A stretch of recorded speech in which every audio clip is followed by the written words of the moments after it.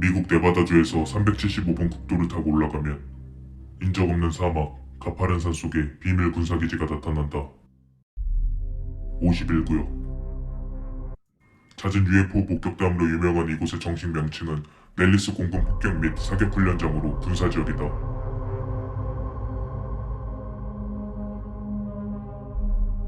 이곳은 다른 군사지역보다 몇 단계나 높은 보안 시스템을 가동하고 있는데 허가 없이 출입 시 발포할 수 있다고 경고하는가 하면 기지로부터 반경 8km까지 움직임을 감시할 수 있는 동작 감지기가 매설되어 있고 감시 카메라와 정찰용 비행체, 기동 타격 차량이 24시간 운행된다. 미국 정부는 이곳을 공식적인 지도에서조차 약식으로 표기하며 은폐하여 왔으나 2013년 CIA가 355페이지 분량의 기밀 문서를 공개하면서 공식적으로는 냉전 시대부터 U2 정찰기, 스텔스 폭격기, 최첨단 무기 실험장이라 밝히고 있다. 그럼에도 불구하고 51구역이 민간에 논란이 된 것은 1989년 11월 11일 공식적인 자리에서 51구역의 물리학자로 근무했다고 밝힌 밥 라자르.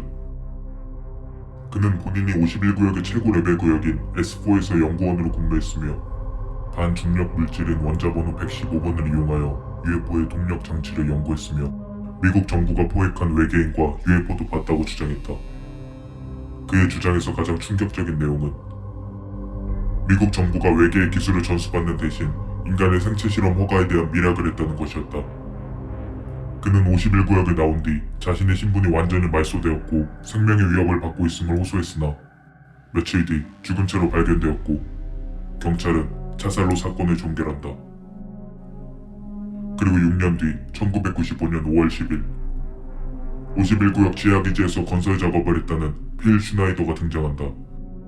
그의 주장에 따르면 51구역 지하에 있는 외계인의 기술로 만든 레이저 굴삭기로 지하 수마일 지점의 군사기지를 건설하고 있으며 마하2 이상의 초고속으로 운행되는 무중력 기차로 연결되어 있다고 한다.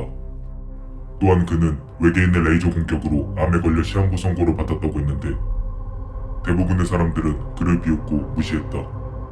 7개월 뒤 그는 죽은 채로 발견되었는데 사인은 밥 라자로와 마찬가지로 자살이었다. 시한부 선고를 받아 죽게 된 사람이 자살을 한 것이다. 그러나 이런 의문에도 불구하고 회의론자들의 반론은 만만치 않다. 그들의 주장을 살펴보면 첫째, 음모론자들의 망상에 불과하다. 밥 라자르가 MIT에서 물리학을 전공했다고 주장하지만 그에 대한 기록은 MIT 어디에도 존재하지 않는다고 한다.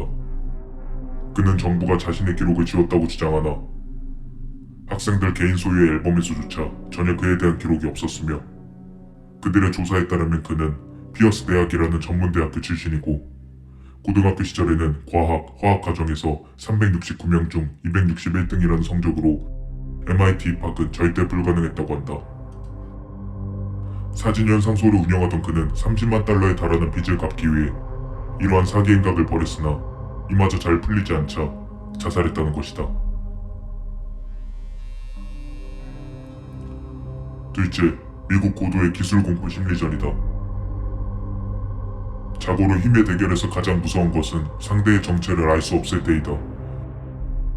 기술 공포 심리전은 핵 위협에서 안심할 날이 없었던 냉전 시대를 거친 미국이 전쟁을 억제하고 패권을 잡기 위해서는 핵을 뛰어넘는 압도적인 군사기술, 공포가 필요했는데 이에 51구역의 외계기술 음모론을 이용하였고 51구역에 대한 음모를 방관하고 조장하고 있다는 것이다. 셋째, 고위험도 폐기물 처리 시설이다. 실제로 51구역에 근무했던 노동자들과 그 가족들이 미국 정부에 소송을 제기했는데 이유는 폐기물 처리 중 사망, 상해를 입었다는 것. 이 소송으로 51구역 정체에 대해 밝혀지길 많은 사람들이 기대했으나 미국 정부는 국가안보 등의 이유로 소송을 완전히 무시하였다.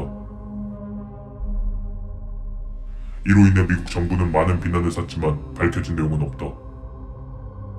51구역은 현재 진행형의 군사 기밀로 내부 자료, 폭로에 대한 검증은 사실상 불가하다. 무엇이든 추적해드립니다. 최이성.